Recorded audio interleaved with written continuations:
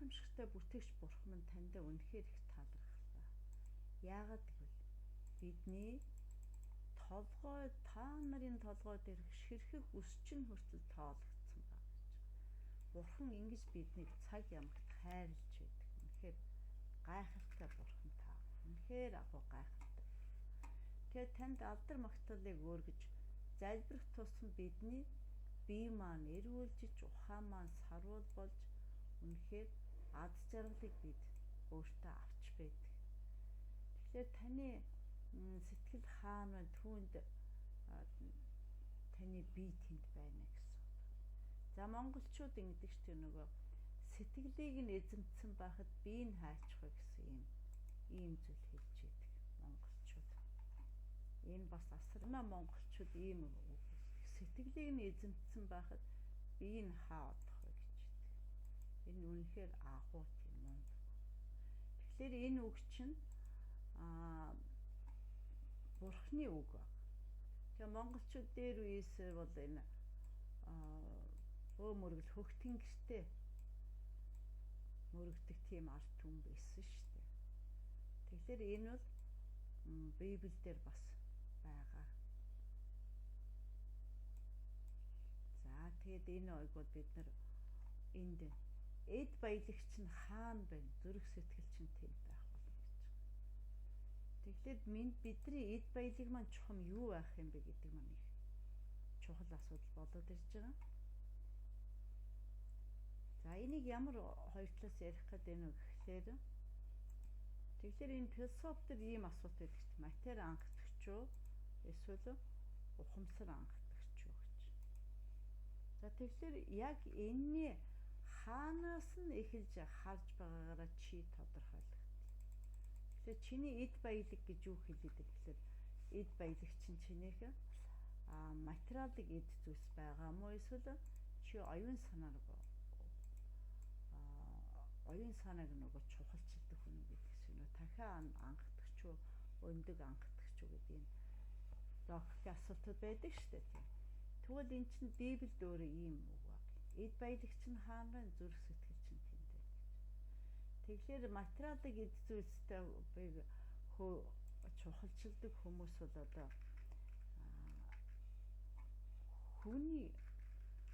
хүнийг ойлгох чадвар их чухал биш. Эд баялагтай болж бол бусдын эд хөрөнгөд халдсан ч бусдын эрхийг зөрчин ч хамаа байхгүй гэдэг. Зүрх сэтгэл чинь бас тийм дээр нэг. Тэгэхээр бид ямар хүмүүс бурханд мөргөж, бурханд өөрийгөө өргөж, бурхнаар өөрийнхөө амьдралыг захируулж удирдуулж чаддгүй хүмүүс гэхлээр эд баялагын хойноос ерөөсөө өөрийгөө мартсан. Энэ материалыг үзэл бодолтой байх тусмаа өөрийн эрүүл мэнд за өөрийн хүн гэсэн зүрх сэтгэлээ бол алдаж гээж байдаг. Ингээхээр нөгөө ингээд ирэхлээр л өөрийгөө мартна, хүнийгч мартна, өөрөөр хэлбэл нөгөө хүн тал руугаа биш амьтандаг шинж рүүгээ орно. Амьтан чинь бие бинийгээ хайрж хүндлэн л дээ. Гэхдээ амьтан бол идэхийн хойноос бас явна шүү дээ. Хүн гэдэг чинь ухамсараараа ядгатай. Тэгэхээр ухамсар анхдагчаа гэж үзэл бодол дээр байгаа хүмүүс бол бурханд хандчихна. За яагаад ухамсар анхдагч байгаа юм гэхээр энерги хадгалах тухайлаар эн чинь хоруур дүүрэн сүнснүүд байна. Тэр сүнснүүд хизээ нэгэн цамт автомжин тохирсон бурхны хүслийн цаг болсон үед тэдгээр бол хүний төрхөөр дэлхийд аялж ирдэг байна шүү дээ. Тэгэхээр бурханд ямар хүмүүс мөргөж чадах юм бэ? Зүрх сэтгэл нь хүний чанараараа бурхан руу хардаг, материалын зүйлийг хоёрдугаар тавьдаг хүн жинхэнэ итгэлийн мөрөглийг, жинхэнэ итгэлийн залбирлыг хийж чадна. Бид өөртөө өөрийнхөө дарга гэдэг. За энийг монголчууд ингэдэг штэ. Юу гэж хэлдэггүй гэхээр ганцаараа үед малгайн дарга гэж хэлдэг. Ганцаараа үед малгайн чинээ За дарагч байх үү дээ. Удирдагч. Харин хоёулаа үед Ахмад нь удирдагч гэж ингэж ярьдаг байна. Ахмад нь удирдагч. За энэ үгийг одоо авч үзье. Тэгэхээр удирдагч байна гэдэг чинь шийдвэр гаргах төвшөнд байна гэсэн үг шүү дээ. Тэгэхээр малгай бидний толгой дээр л залардаг хувцас байгаа шүү дээ. Тэгвэл толгойн дээр оройн зүйл юу байна вэ гэхээр энэ одоо ороо үдш бас толгой нүцгэн гарч болохгүй. Янз бүрийн боддод бол бас энийг ярьдаг. Энэ бол бас зөв янз бүрийн нөгөө муу сүнснүүд явж байгаа. Тэр муу сүнснүүд чинь чамд нөлөөлнө гэдэг. Тэгэхээр хүүхэд эхэс төрөхдөө зулаан онгорхоо ийм нөгөө ясна ургав гэх юм гардаг ч. Тэгэхээр тэр ороогоор ингээд чинь нөгөө гадны сайн муу долгио нэвтрэхэд бас амархан байх нэ. Хоёулаа байхад Ахмад нь удирдагч гэдэг. За гэтэл энэ маань өөрөө бидний удирдагч болон Бурхан байх юм бол бид аз жаргалтай ингэж байна шүү дээ. Гэвч миний хүслээр биш харин таныхаар болог гэлээ гэж. Тэгэхээр энэ бүх асуудлыг бол Бурханы төлөвлөгөөний дагуу Бурханы төлөвлөсөн ажлыг хийж үйл бид нар аз жаргалтай гэж хэлдэг юм байна. Бид яагаад ажил үйлс юм бүтэлгүйт гэхлээр Бурхан зөвхөн надад зориулж миний онцлогт зориулж надад онцгой бэлгийг ганцаард минь өгсөн. Надад давтагдшгүй хурууны хэмнэ хувиршгүй, алганы хэмнэ арилшгүй, өндөгний минхэ өөрчлөгдөшгүй гэсэн ийм үг байдаг шүү дээ. Тэр зарчмаар зөвхөн ганцхан надад зориулж тодорхой төлөвлөгөө хийцэн байж байдаг. Тэгэхээр бид нар Бурхан руу харахгүй болох дээр энэ Бурханы төлөвлөгөөг бид нар зөрчиж байгаа. Тийм учраас л бидний төлөвлөсөн үйлдэл бүтлгүүтэх тохиолдол ихсэж ирдэг байна. За тэгээ буулт хийх нь бол ерөөлт юм а гэж байгаа. За тэгэхээр талархалтайгаар залбирахын тулд бидний хийж байгаа тэр залбирал, уучлал, гэмшил хамгийн гол нь чин сэтгэлээсээ байх ёстой. За тэгээ яагаад тэгвэл нүглийн боолууд байсан боловч өөрсдөд чинь өгөгдсөн уг сургаалыг хэв маягт зүрхнээсээ дуулууртай болж нүглээс чөлөөлөгдсөн зөвийн боолууд болсон юм а гэж ингэж Ром номдэр хэлсэн байна. Тэгэхээр амьдрал дээр ингэдэг шүү дээ одоо хэн нэг буруу зүйл хийдэг ч юм уу хэн нэгэндээ нэгнийхээ эрх ашигт халдсан байхлаар чи заавал уучлалгүй гэж ингэж нэг яа тэмхлээ нөгөө хүчээр тийм ээ хүчээр өөрийг нь хүсээгүй байхад уучлаарай гэдэг үгийг хүчээр хэлүүлдэг байхад гэтэл тэр хүн чиг энийг зүрх сэтгэлээсээ хэлээгүй л байгаа шүү дээ. Тэр зүрх сэтгэлээсээ хэлээгүй учраас тэр хүн зөвхөн гадаад хэлбэрээр л хийж байгаа. Ерөөсөө. Тэгэл гадаад хэлбэрээр хийлээ нөгөөх нь надаас уучлал гуйсан болцсон гэдэг хүлээн авахч хүн. За уучлал гуйсан ч гэд нэг цаанаа бас нэг тийм байдаг. Тэгээд тэгсэн мөртлөө нөгөө хүн чинь яасан хэвээр байдаг. Гомдсон хэвээр байдаг. Дийлэнх юм. Зарим нэг нь уучлал гуйцаа одоо тэгээ буруу гэд. Тэгэхээр нэг гомдон уучлал гуйна гэдэг чинь буруугаа хүлээж байгаа хэлбэр. Тийм учраас энэ уучлал чинь ерөөсөө бүр зүрхнээс чин сэтгэлээс өөрөө тэрийг хэлж чадаж явах юм бол энэ бол гайхамшигтай юм. За тэгэхээр жишээ нь одоо ийм туршилтуудыг би бас ингэж хүүхдүүдээр хийж исэн л да.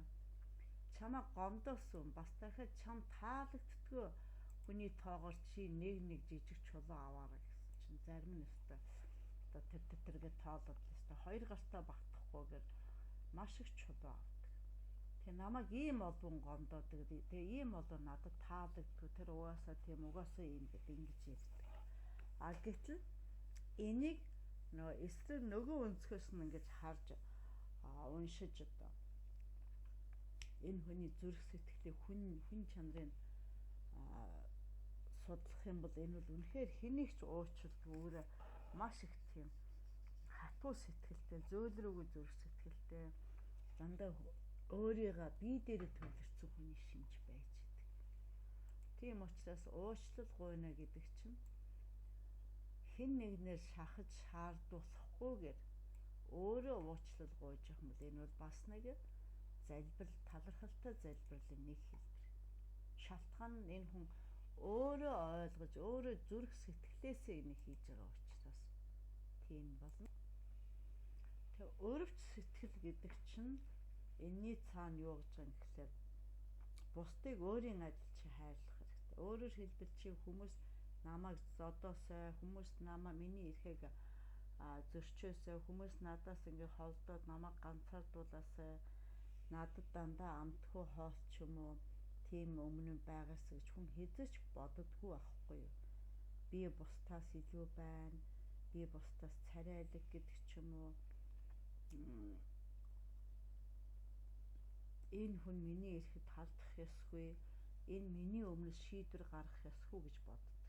Энийг бол өрөвч сэтгэл гэж хэлж байгаа. Бусдыг өөртөөгөө адилхан жиш чи өөрөө яамаар вэ? Яг тэргээрээ л байлгана гэсэн үг. Тийм учраас монголчууд хэн нэгний муу ярихлаар одоо яг ухаантай хүмүүс бол гэж наадах чинь өөрийгөө ярьж байгаа гэж. За энэ яг юу гэсэн үг юм бэ гэхээр яагаад өөрийгөө ярих болчихж байгаа юм тэр гэхээр миний ураа бол ерөөсөө ийм штэ юм. Хүн мэддэг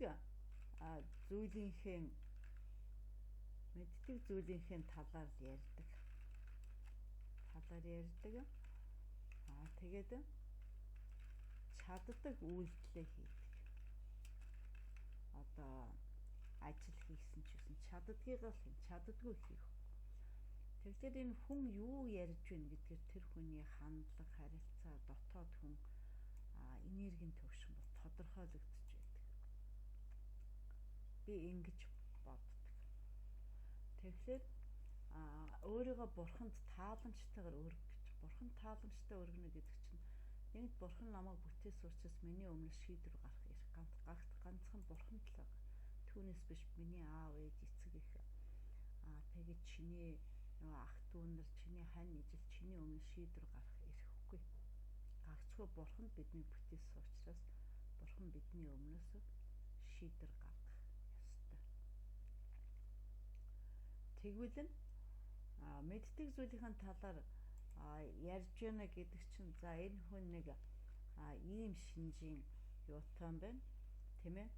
Энэ надад таагүй нөгөө эсрэг үзэл бодолтой учраас би энэ хүнийг байгаагаар нь л тэнд нь орхив, тийм ээ? Орхино.